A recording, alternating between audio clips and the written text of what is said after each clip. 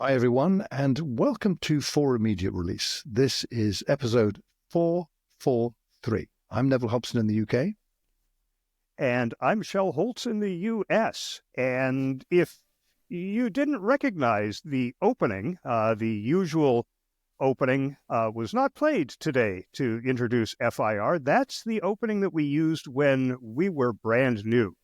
And today, the day we are dropping this episode, January 3rd, 2025, is the 20th anniversary of FIR. We launched this podcast on January 3rd, 2005.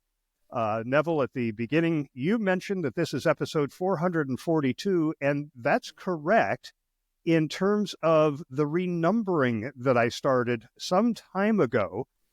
We did 824 episodes before that. So this is actually episode number 1,266. And that does not take into account the FIR interviews, the FIR book reviews, the FIR lives, and some of the other things that we have done. We're probably up around, I would say 1,400 episodes of podcasting altogether in the 20 years that we've been at this. And today, what we're going to do is take a look back. We want to just have a chat about what it's been like these last 20 years and tell you how all of this came about, where we're at and where we're headed. This all started with a conversation in November of 2004. You had heard of podcasting, Neville. I had heard of podcasting, and both of us had started blogs because we had heard of them, assumed that this was going to be something that would be important in the world of communications, and that the best way to learn about it and be responsive to our clients about it, I was consulting at the time, and you were working for an organization out of the Netherlands. We thought the best way to learn about it would be to do it. And having listened to a lot of podcasts, we thought that we would break the mold and have co-hosts rather than one person just sort of going on and on into a microphone. There was one co-hosted podcast at the time. It was the Dawn and Drew show. I believe they were husband and wife, and it was meant to be humorous and rude. And we wanted to give something back to the communications industry, so we decided to start this. We posted an MP3 test file to make sure the technology would work. More on that coming up in December of 2004. And then launched our first episode, which listening to now just makes me cringe, on the 3rd of January. It was cringeworthy. 2005. Yeah, it was cringeworthy. The audio quality, not too brilliant as we hear it today, but at the time, not too bad. Yeah, among other things, I remember the audio artifacts that you would get over Skype. But we'll talk more about the technology in a bit. Over the years, we have changed the frequency. This has been a very inconsistent podcast, as you'll hear. We started off weekly, and the more we went along, the longer the episodes got because of the number of things there were to talk about and how much there was going on in the world of communication and technology. So then we went bi-weekly. And at some point we went back to weekly. Then when we reinvigorated this podcast not too long ago, we decided that it would be monthly. And then we started doing these midweek episodes because there were things we wanted to talk about and not wait for the monthly episode. So that's one of the changes we went through. Yeah, there were a lot, as you noted. I agree. I think the frequency thing was something we as you say, toed and froed with a lot. But we were back in those days, and that hasn't really changed a lot, I think. We're kind of bursting at the seams to talk about topics that interested us quite a bit. And as you said, when we started, I was actually transitioning out of the company I worked for. I was based in Amsterdam at the time. That had been acquired by someone else, and my job had gone. So I was looking for things to do. I picked up some interesting consulting work on blogs at that time, and I was thinking about podcasting quite a bit. But like you said, I certainly wasn't keen on doing a solo thing. Much more interested to have someone to talk to. And then lo and behold, you and I talked. The rest is history, as they say. So that was good. That's right. And I should point out that we knew each other through IABC and had collaborated before at an IABC conference when online communication was taking place through CompuServe in the PR and Marketing Forum. In the IABC Hyperspace section of the PR SIG, coordinated an effort among all of the IABC members in that space who were at the conference to essentially live blog that conference in Boston at that time. So that was That's right. that was a precursor to what was to come that we now know as FIR. But I think that's the first instance I can remember of anybody live blogging. Yeah, I mean, thinking about the word podcasting, there's a lot of talk about this. Oh, well, it was invented by so-and-so back in 1990, whatever, and the first person to use it was X and all that kind of stuff. What resonated with me, the first reference to business podcasting was by a guy called Rex Hammock, who was a very prominent blogger at the time, a CEO blogger, as it happened, ran his own company. And I remember in September of 2004, he wrote a blog post, and I'll read the section that he mentioned. He said, talking a bit about executive communication using social media or blogs, and no one had the term social media at that time. He said, I can see a much quicker adoption timeline for CEO podcasting than CEO blogging. Stick a microphone in front of a CEO and say, what would you like to tell your employees today? And you get a much quicker buy-in than sitting a keyboard in front of them and saying, blog a message for the world to read. A word of warning to corporate communicator types, says Rex, don't script it for the CEO. With podcasting, voice is not a metaphor for writing in a conversational, believable fashion. Voice is actually voice. That's 20 years ago. I think that still resonates today, Shel, don't you? It does, although it turns out to only be semi-prescient because podcasting certainly has taken off to the point that it's influential in presidential elections now. Yeah. But I would say the number of companies doing internal podcasting is still relatively low. There's not a lot of CEOs talking into microphones to record a podcast and sharing with their employees what they want to share that day. A couple of other changes in format that we went through. One, when we started, we were doing interviews within our episodes. And as they got longer and longer, one of our first thoughts was, well, if we started an interview podcast, then our show could just be us. And the interviews can be in the interview feed. So we split that out. And as I mentioned before, that led to book reviews and a feed we used to call Speakers and Speeches when we were able to record our talks or get permission to share other people's talks that we thought were relevant to our audience. But we also changed the format. We started off calling it For Immediate Release, but as we started these other shows and calling them FIR Book Reviews and FIR this and FIR that, we decided to change the name of this show to the Hobson and Holtz Report, which continued up through episode 824. But that's when you took a hiatus. Work got very busy, and I changed the format of the show where I was putting together a panel of communicators every week, which was a lot of work, but it was a lot of fun. And then you joined me on a couple of those panels and then had a hankering to return to the show. Yeah, I mean, the hiatus started in 2015, where, as you said, it was a pretty busy, extremely challenging time, and that was not long before I packed it all in and joined IBM, which was in the kind of wings, as it were. And but I did have a hankering. I was a guest on a couple of episodes in early 2017, and then we decided to get back together again. That was 2017 was a year I took off. My dad had died, and there was a lot of stuff going on. So the timing from this contextual point of view was just right. And so we did that. And, well, here we are, 8 years on, still doing it. One other thing to mention before we move on to another related topic is that we have had a number of correspondents over the year. We don't do that anymore. But this began because we were getting audio comments from Lee Hopkins out of Australia. And one day I said, if he keeps sending in these audio comments, we might as well just make him a correspondent. And then the next comment we got from him was, this is Lee Hopkins, your correspondent from... So he started doing what was called the Asia Report. And then when he wasn't able to continue doing that, Michael Netzley stepped in and did the Asia Report. We also had regular reports from folks like Mark Story and David Phillips and Eric Schwartzman from Hollywood. I mean, Michael Netzley was based in Singapore. Lee was in Adelaide in Australia. David Phillips is based here in the UK. Eric Schwartzman, as you said, in Hollywood. Mark, I think, was in Washington at that time. He was. And then Eric's now, I believe, in New York. Not forget to mention Dan York, who's the longest correspondent in this context, and he's still with us, filing his tech report every month. He's in the US East Coast, I think Vermont at the moment. So, yeah, pretty global reach with all these guys. And thinking about Lee, funny enough, I remember the ident we created for him, and you found a guy on one of those services that would create, jingles and intros and all that kind of stuff to introduce. Yeah, today I would just use Suno. Yeah, I mean the one this for Lee that was well done by the guy who recorded it was put another shrimp on the barbie. It was so kind of characteristically, stereotypically Australian was the point we were trying to get across. And Lee was a really good sport. He really played to that well. So that was kind of an interesting branding perspective. It was fun while it lasted.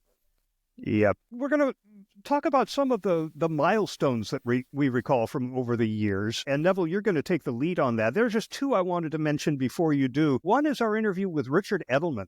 He agreed to speak with us. I believe he was at the gym, and my guess is he was using a payphone at that point and dialing in somewhere.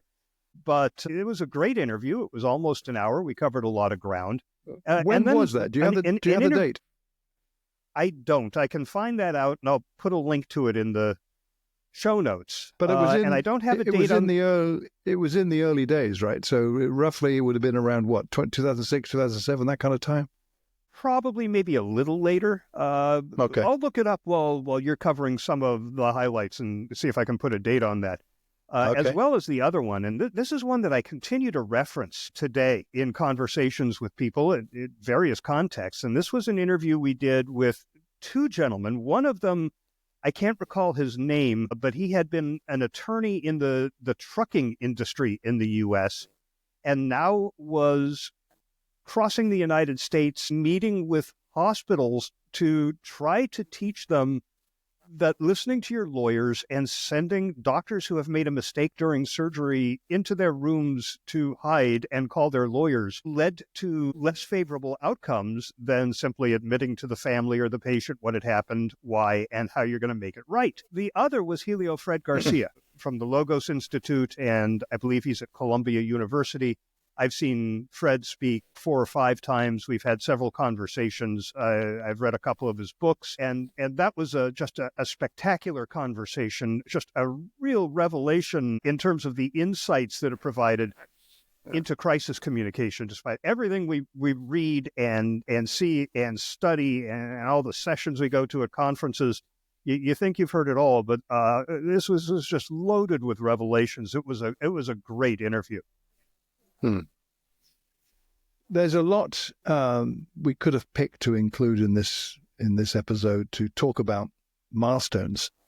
But if we'd done them all, we would have been here to rival the 2.5 hours episode that we did in 2020. So we haven't done that. So picking good ones to mention was not easy. But there are quite a few that struck me as memorable back in those very early days in particular. One that came to mind was the interview we did with Michael Wiley, who was his title at the time, Director of New Media at General Motors, GM Communications. And that was a milestone because General Motors was very active with a blog where the chief blogger was a man called Bob Lutz, who's a big figure in the U.S. auto industry. He was blogging about small block engines, the cars, the works, and the blog was called the GM Fastlane blog. And they were also experimenting with podcasting. And so they were very early business adopters of blogs and podcasts, long before we called it social media. And indeed, Michael Wiley's title as Director of New Media, that was a phrase that was in common use at the time. So we had a 20-minute conversation with Michael, but it was a kind of a scoop for us to get the huge interest at that time in what a big corporation like General Motors is doing with new media. So we had a conversation with Michael. That was a great chat, and he told us what the primary goals were for the Fastlane blog, and that was kind of a scoop to be able to share that fact publicly. Now, of course, looking back 20 years, it doesn't seem such a big a deal, and indeed, I would say most people have gone through all that since then in what they're trying to do from a business point of view. But he said, just to quote him, "To get beyond our old ways of communication, with a new direct line of communication to all stakeholders. That's the primary objective. So unfiltered communication, that was a phrase Bob Lutz used quite a bit, direct to the audience, bypassing the middleman, which is the PR firms, the ad agencies, the mainstream media, all that. Revolutionary notions at the time, not unpopular, but contentious to many. Typical communication is issuing press releases, said Michael, talking to the media who repurpose your messages for you, and there's no way for customers to get their thoughts back to you. We've been wanting to create this direct line of communication so that our various stakeholders aren't going to message boards to talk about us. They have an opportunity to come and talk directly to us. We're big into getting feedback from our customers, employees, and others, taking their comments to become a better company and develop better products. We're really getting some excellent feedback. Just about every discussion we have on the Fastlane blog, we've had an excellent dialogue. That may not sound a big deal today. That was a huge deal back then. A big company like that, a publicly listed company, talking about direct communication with customers and soliciting direct feedback, bypassing all the usual channels. That was revolutionary. So that was really great getting that opportunity to hear all those things. And Michael told us at length other things too about how they're looking to expand that with other bloggers. But Bob Lutz was the star blogger without any question. So he also told us a little bit about their plans for podcasting. But it was the blog that was the big deal. And we had other things quite a bit too, actually. We talked a bit about how communicate, or rather this followed on a couple of days later, actually. Other communicators who listened to that interview went away and wrote up their opinions about it on their own blogs. Nowadays, it's just social media. You go to social networks to do all that kind of thing. But they gave top marks to Michael and to our conversation. So a couple of quotes here from people who are still around today. Lee Lefevre, Commoncraft. He said, I think it's safe to say that GM is getting it, Clue Train style. This was great to hear from someone at GM. You should really check out the interview. And for those listeners of you in the Gen Z arena, you might not have heard of Clue Train. You should pay attention to what that was at the turn of the century. That was huge. The Clue Train Manifesto. Kevin O'Keefe at LexBlog, he is definitely still around as Kevin. Like large law firms, General Motors is learning from its first blog, he said. Legal marketing professionals can learn much from GM and their PR blogging efforts. Philippe Boremans, our friend Philippe in Belgium and points further south in Northern Africa, he said, GM has started a podcast and suddenly you see the topic being discussed everywhere. And Alan Moore, a Brit here in the UK, I haven't seen Alan for quite a long time now, but he was pretty prominently active in those days. He said GM are being far more expansive in utilizing digital channels to build far more effective communications with its stakeholders than just a blogging vice chairman. So you got the sign of what others saw and how they felt this was so important at the time. And I agree, it was pretty important. So there was that. One other one that I wanted to mention, even though it's in passing, I think, because we might have some updates on this, is we were really fortunate to secure, and this was quite a scoop, an interview with Steve Rubel when he was working at Cooper Katz, a PR firm in New York, before his accelerated rise at Edelman, before he went there. And he had a great blog. It was very influential, called Micro Persuasion. And long-time listeners will remember that, I'm sure. I said in the blog post at the time, Steve is arguably the most prominent and influential blogger in the PR profession, either side of the Atlantic. And I think he really was, Shel. So we had a great chat with him. Yeah, that was right after the Business Week article, wasn't it? Where he was prominently featured later. in This was in March 2005. The Business Week article was later than that. You asked him a question about how things are going with the blog and what developments are going to be with that. And he said, I'm going to keep doing what I'm doing, blogging like a madman. And what I'm trying to do is really, I want to shake the tree, because I think that PR professionals need to really, get what's going on here and jump on board. And I think that the three of us and the other 97 of us who currently blog in the PR industry, we need to do a better job of talking to the everyday PR man or woman and what it means to them. Because I think a little bit of what we're doing now is talking amongst ourselves and talking amongst the people who do get it in social media land. Actually, in mainstream media land as well. As you know, with the different opportunities we get to talk to press. But I think we need to get everyone on board. I think we're still having that conversation, Shel, don't you? Yeah, although it's probably 9,700 PR bloggers now. 1,000 even. Yeah, exactly. And there's a lot more ways in which you can communicate now. Yeah. I noticed, by the Also way, just worth reminding myself, he mentioned social media in that interview. That was the first reference I remember hearing about what we now commonly call social media. Yeah, it's also worth remembering that Steve Rubell and Joe Jaffe started their podcast. Was it Across the Pond? Was that what it was called? Across the Sound. Shortly after we started ours. And so did Terry Follis and David Jones started Inside PR after listening to FIR. Yeah, it's true. And another milestone episode I felt was episode 100, 100th episode. That suggested that we might have longevity with this thing that we started in 2005. The 100th episode was actually on January the 5th, 2006. So 1 year on from our first episode, we published the 100th episode. That's an average of, well, that works out about just under 2 a week. That's about right, isn't it? Yeah, because we started weekly and it wasn't long before we went bi-weekly. You're right. And in that episode, we talked about a range of topics, using a CV as an RSS feed and a podcast. The World Economic Forum was podcasting and blogging, or had planned to at their upcoming event. What are the CEO's biggest fears about these new media? Dan York's report was in there, and we had listeners' comments, discussion, upcoming interview, with the music and all that. But the comments were lots of them. Well, I think we're going to talk a bit more about comments in a while, aren't we? So that was the 100th episode. So we were quite well established then. We looking at the show notes, we had a section we called From Our US Northeast Correspondent. That would be Dan, I would say. We had news briefs, as we called them at the time, little snippets of information, listener comments discussion, where people sent in audio or wrote text comments in the blog, and we discussed those comments and have a conversation about those comments. That took up a big chunk of each episode in the show. We don't do that anymore. Things have evolved. Commenting is not a big thing, but, we'll talk about comments later on, I think. So that was the 100th episode. A huge milestone for us in 2007 was the publication of the podcasting book that we collaborated on. And that was something that emerged from a conversation I had back in 2005, so 2 years prior, with Yvonne De Vita, who was, how would you describe Yvonne? A book agent doesn't quite do it. She was more like an editorial publishing guide, had all the contacts in the publishing industry. She worked with people who were self-publishing and helped them get their book into shape. Yeah. Well, we planned this book. You and I had a conversation about it. You at that time were already a well-published author. I think you'd done 4 books at that time. And this is something you were quite well accustomed to.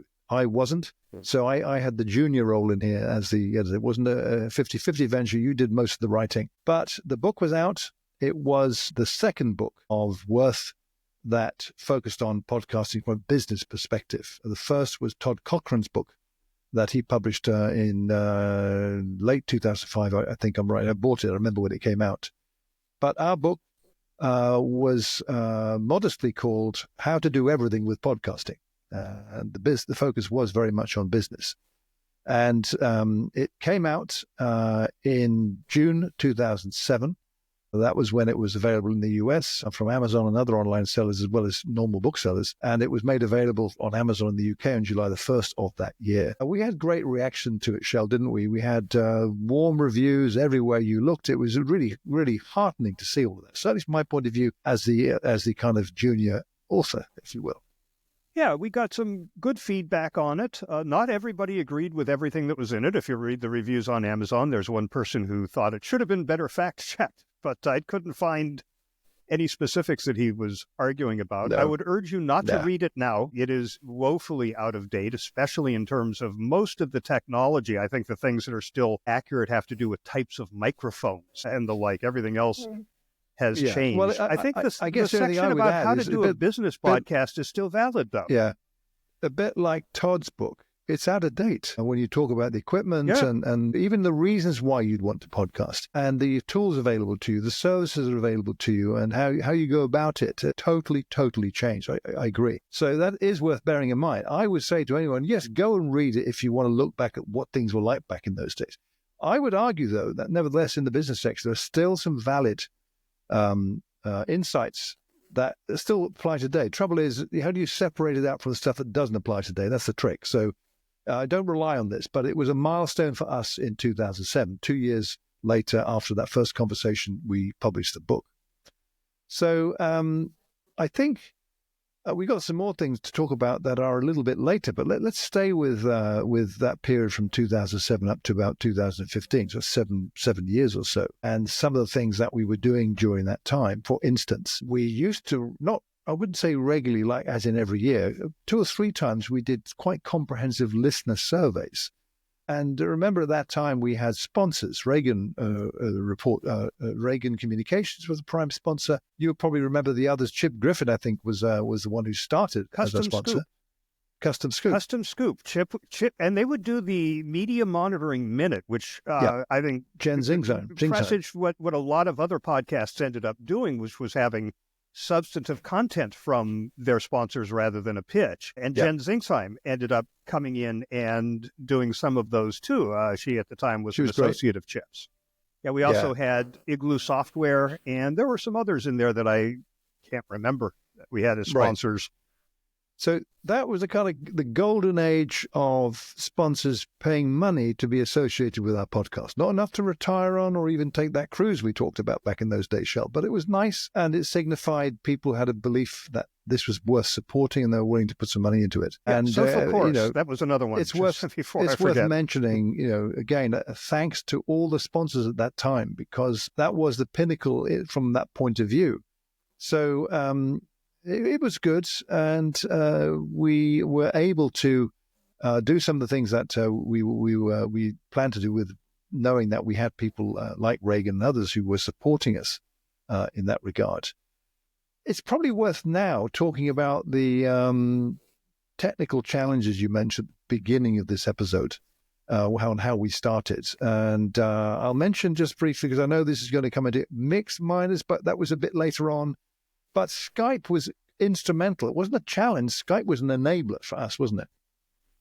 Skype was an enabler and a challenge. We would not have been able to do this if Skype had not been around in the early days, because the cost of an international call and the technical requirements for recording an international call at the quality levels that were required, even in the earliest days for podcasting. I mean, even on the Daily Source Code, the first podcast that Adam Curry started as he was developing the podcast catcher, which is more that we'll talk about in terms of the technology, was saying that if it's not listenable, it doesn't matter how good your content is, people won't listen. So we knew that the audio quality had to be it couldn't be a phone call. And Skype was the answer. The problem was that you couldn't record both ends of a Skype call. And the idea of a double ender, which is where we each record locally, I don't know why it hadn't occurred to us, but it hadn't. So we came up with this thing involving virtual cables, which was a piece of software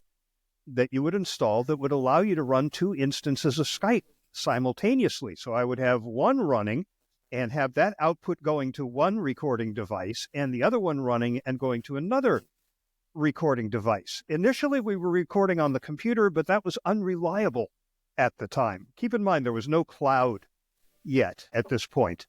So we did that for a while, and then I would mix them together in Audacity, which was the free audio editing tool that most podcasters were using at the time, because nobody wanted to invest in the professional editing software. Podcasting hadn't gotten beyond the hobby level at that point. The research I did led me to the Mix Minus, which allowed me to do this through a single soundboard out to separate recording devices, which worked really well, because that way I could use the same audio settings on everything and create a more consistent sounding show.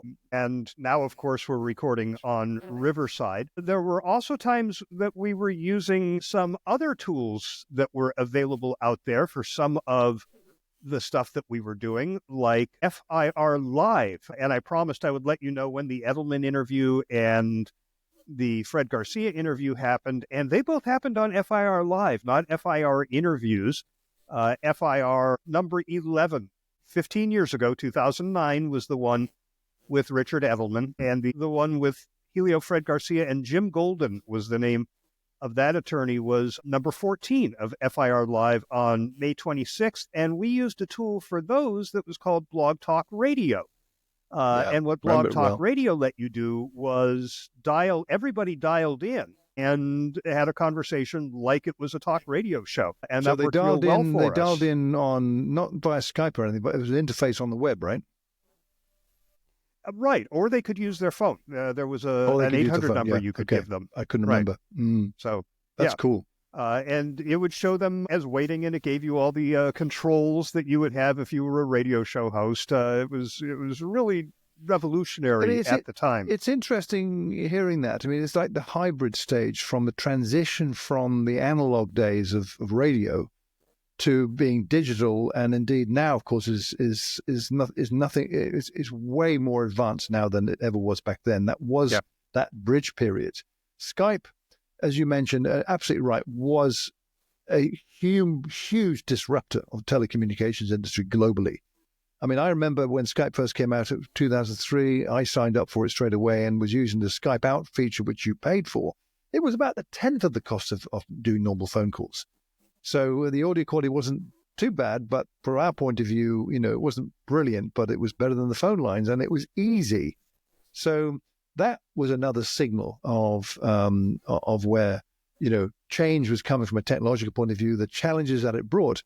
And I want to just mention briefly in this, at around that early period, was something else that happened that was truly revolutionary, which was Apple supporting podcasts in iTunes when they released iTunes 4.9 in June 2005. Not long after we started, that drove immediate interest and awareness in podcasting. And I'm pretty sure we had a benefit from that in a very small way, because that was aimed mainly at, by differentiate, let's call them consumer-type podcasts.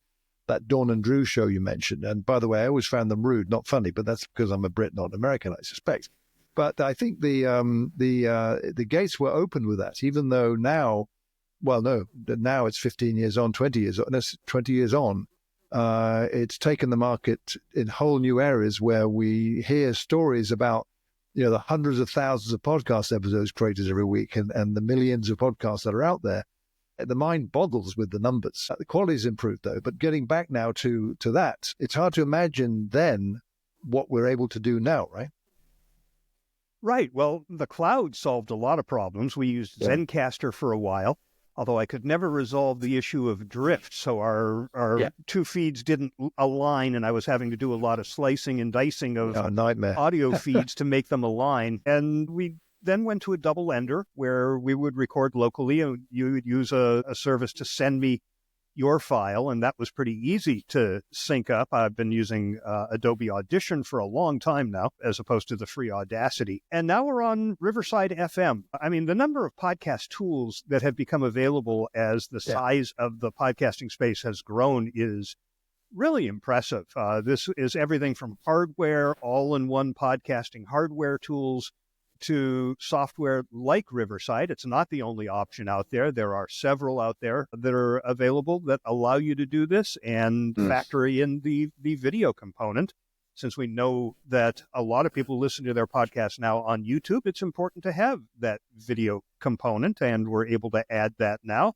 If you go to the FIR channel on YouTube, you can watch. Not that there's anything to see, it's just two talking heads.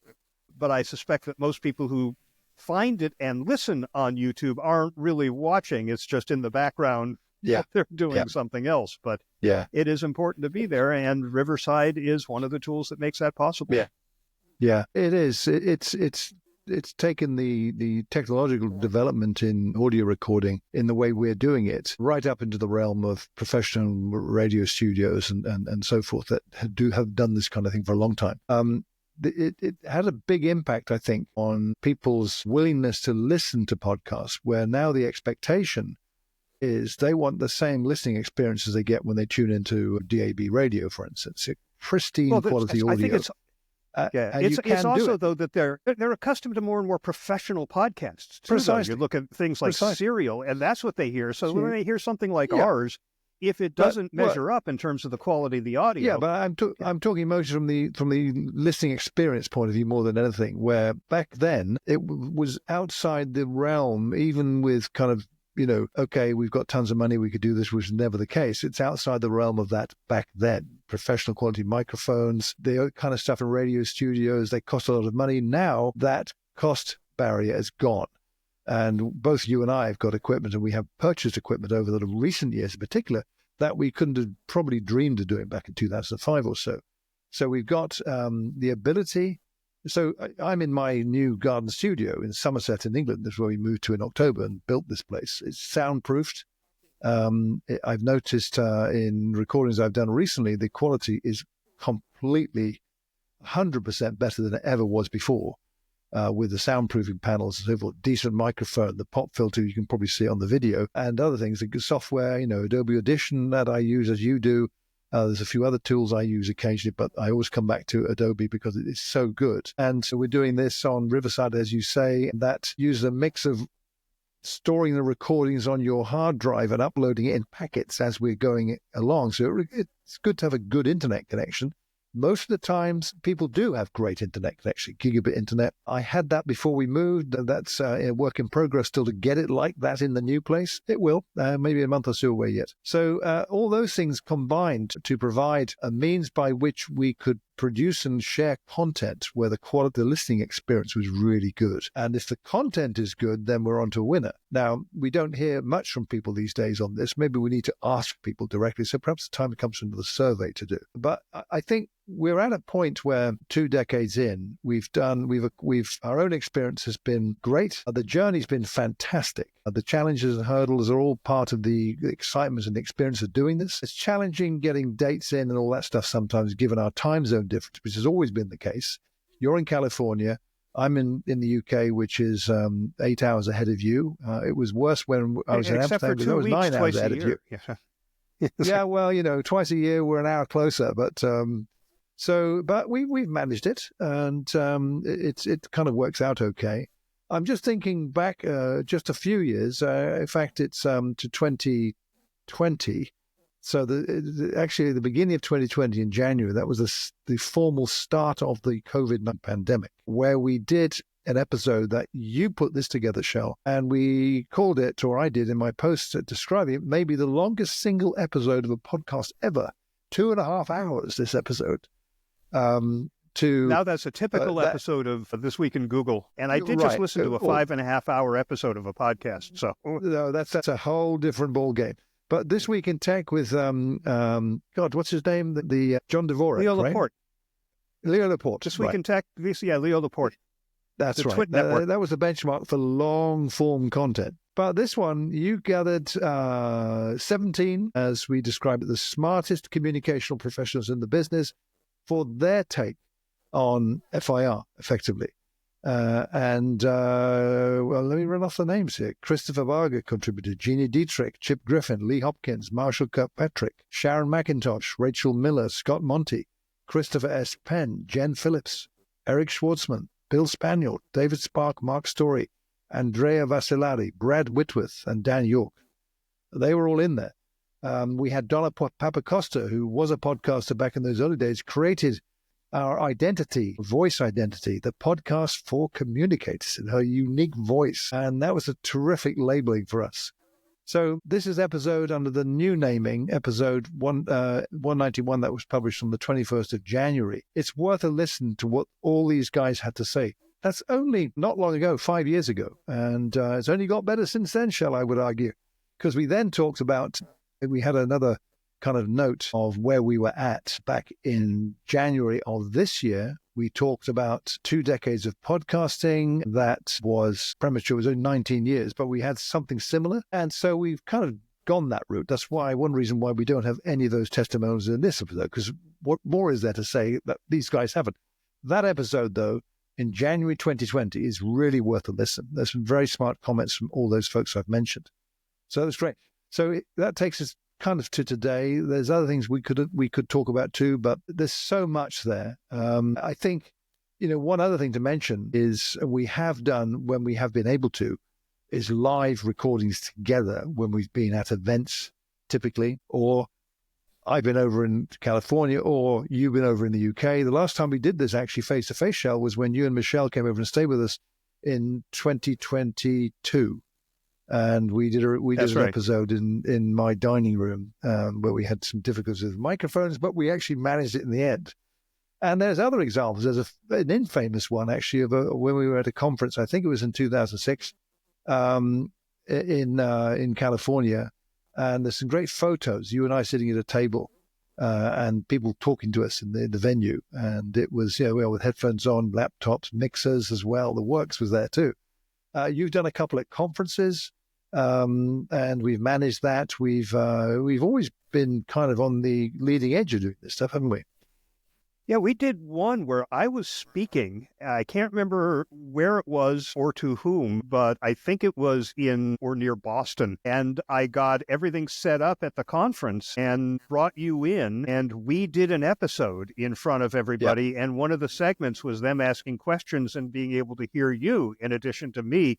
And then that was published as an episode. I'd have to do a little digging to find that particular episode, but that was a technical challenge in those days and a lot of fun. We've also, over the years, had themes that have sort of seeped into many episodes during a 10, 12-month period. Second Life was a big one of those.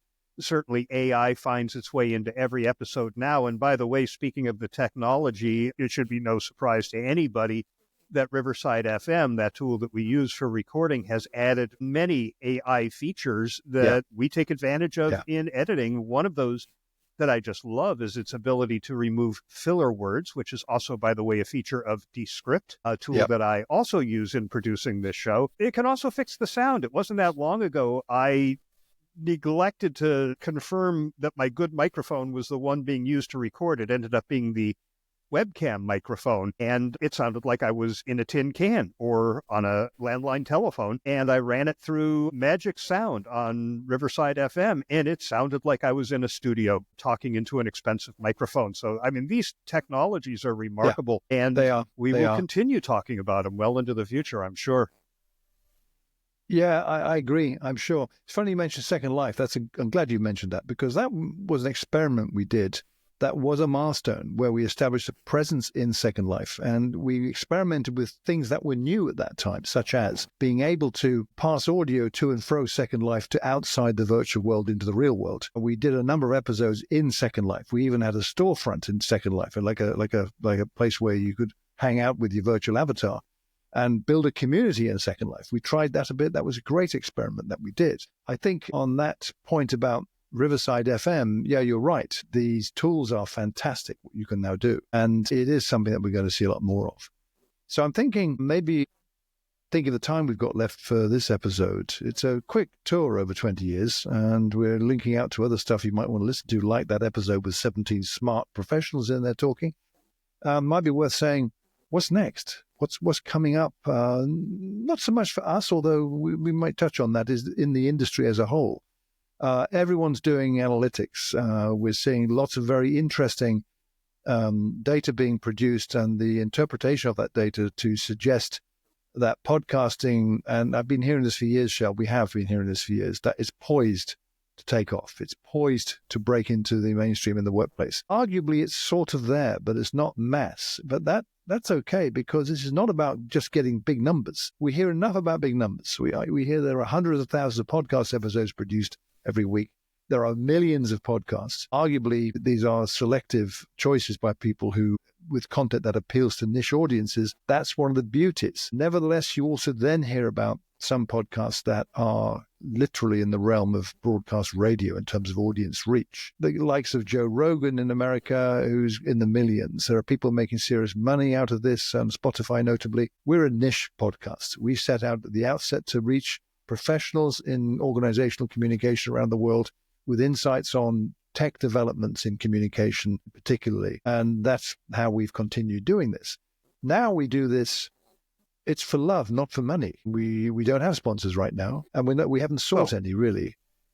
Even when we did have sponsors, we weren't getting rich. It was kind of covering our costs. Oh, no, absolutely, absolutely. That was why we weren't doing it for the kind of enrichment point of view. It was the joy of doing it and being able to articulate things and engage with like-minded others. But in terms and it's of what's worth coming, noting that our sponsors all came to us too. We never they did. went out and said, "Would you like to sponsor our show?" Yeah, you're absolutely right. I mean, we'll have links in the show notes to some of the reports about what's next for podcasting, and you can read yourself. There's a lot of opinion out there. Some of it is very informed and highly credible. What I think is one of the best looks at the future of podcasting is from Riverside itself, Riverside FM, where they talk about 9 trends coming up during this year and well into next year. They talk about podcast growth, and they segregate or they segment their research into, what's the future look like for individual creators? What's it look like for businesses and companies? FAQs on the future of podcasting. And I think it is something that are constants, I would argue, that people talk about on what is coming next. The change that's coming, they talk about, you mentioned it, AI is going to have a big role. And there's a lot of it already in place, and in our experience on Riverside, for instance, making podcasters' lives easier by taking a lot of the heavy lifting out of the audio manipulation process. I don't mean the editing so much, although you could do it for that too. But like you said, taking out the ums and the ahs, for instance, optimizing the audio quality, things like that. They could speed up podcasting workflows. This applies to every industry. So things like that is more accessible, upping expectations through the quality. That is good. We use a tool. I discovered this about a year ago called Chronicle. It's a lovely name, isn't it? Based in Florida. They produce a suite of tools that do magical things to audio. For instance, if you're talking in a room that's got a lot of echo because there's no soundproofing or anything, this tool will eliminate that. No one would ever know that you had done this in anything other than the studio. If you're out in the street and there's a heavy wind blowing and you don't have a pop filter, or even if you do a wind filter, it'll eliminate all of that. And general other things that it could do, some of which are quite technical. Adobe Audition has tools now in the latest versions that are AI-driven that do things like normalize different audio tracks with literally a couple of clicks. Before you had to drag little things on the audio waveform and do all that kind of stuff. It's a lot easier now. And as I said, you're finding that AI is behind much of this. Other things that in Riverside's predictions, they're talking about content repurposing, where AI takes audio and converts it into other formats, such as short-form video. And that's something that we're seeing more and more podcasters doing. We're doing it, as you mentioned earlier, Shel, 2 talking heads and audio as a MP4 file on YouTube. And some people like the format that way. It's not too heavy a lift to do that, to meet that desire. So it does mean, though, that there is further change coming from a technical point of view. We've got to keep on top of that, which we do. The video is a big deal for podcasting. I still talk about podcasting meaning audio, although I don't say audio podcasting. I say podcasting and then there's video podcasting, but that's just me. It'll always just podcasting at some point. Voice search optimization is where voice-controlled AI assistants like Google, Alexa, and Siri that we traditionally used to will help put your podcast rank highly when a listener searches for yours via their AI assistant. And we're already seeing some of the signs of that. And of course, the big disruptor in that area is tools like Perplexity AI and ChatGPT and others who are also jockeying for position to be the preferred search tool. So there's stuff like this, and there's a lot more, and we'll share the link to their predictions so you can read it. Private podcasting, meaning it's offering loyal community, paying subscribers. We don't do paying, but I can see that being a big deal for many. Short form content, we do some of that. We always struggle on keeping the episodes short. People still talk about, hey, can't you cut your 90 minutes down? It's too long. And you get a bit tired of saying, hit the pause button and listen to the other bit tomorrow, So some people like the long form. I certainly do. So it's great. So there's lots of interesting things. Tips to stay ahead. They point these out. Stay on top of the latest. Pay attention to what's going on. Record high quality content. We aim to do that. And I think we deliver on that because our quality is quite good.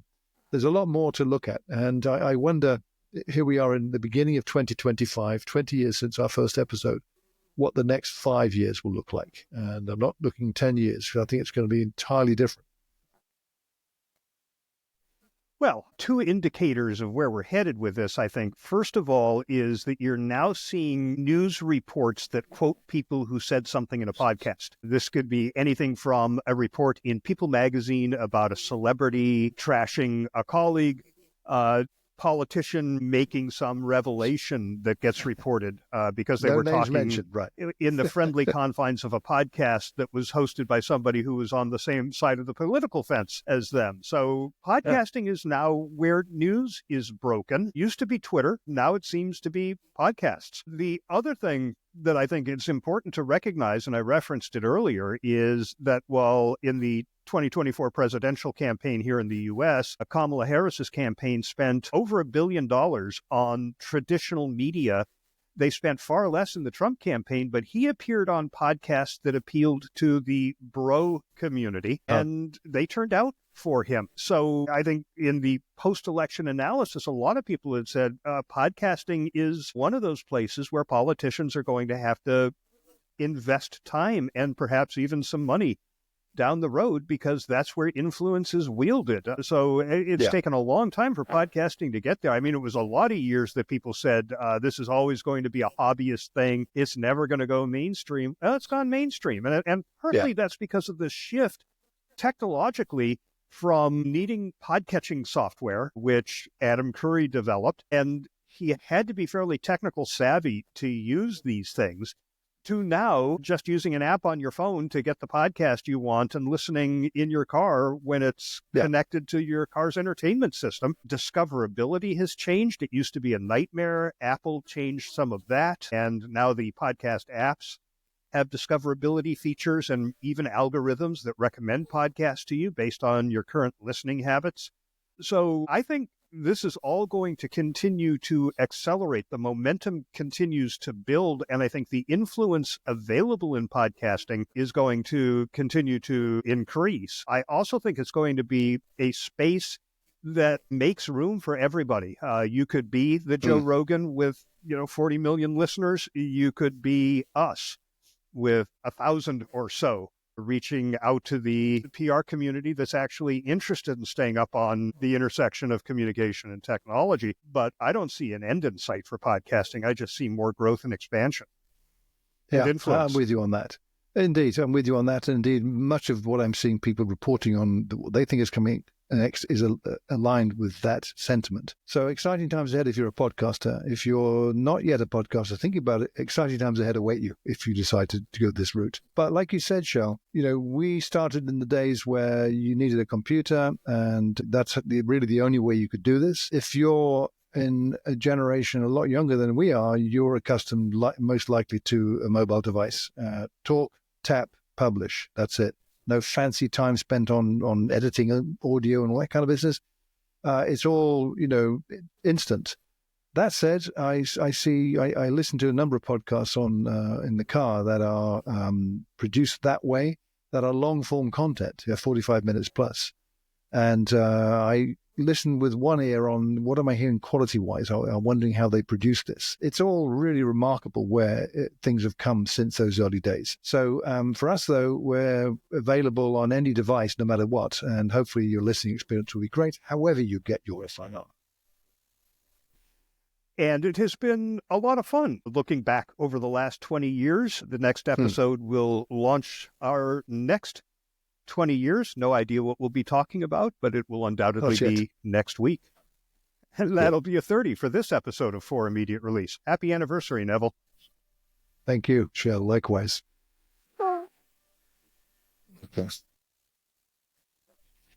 I'll just stop my local recording. Hang on. Okay. Yeah, I'm seeing the dial saying it's only 50% uploaded, so it's still got a long way to go.